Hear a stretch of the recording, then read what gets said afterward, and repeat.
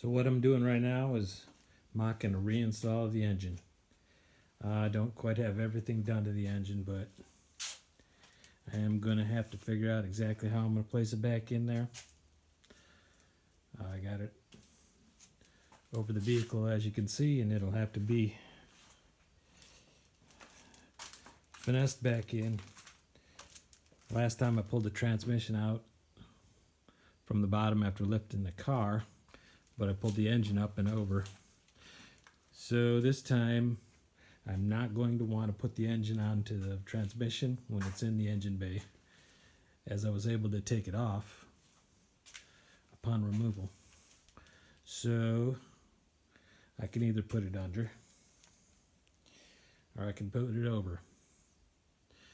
I set the car down as low as I can, using something to jack it up, and then set it down on its ball joints.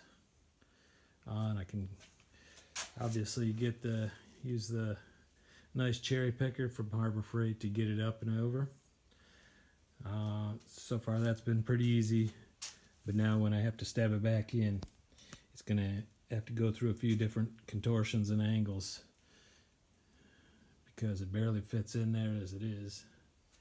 And this end part of the transmission goes under the motor mount and frame rail, so it's got to be bent, kind of tipped up and put in. And the added complication of the rear wheel drive transfer case sticks under the passenger compartment of the vehicle, so it's going to be a test. And I haven't installed an engine in a while, so I think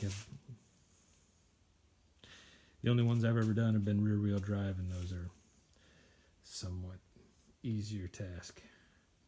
Anyway, I'm mocking it in. After I do that, I will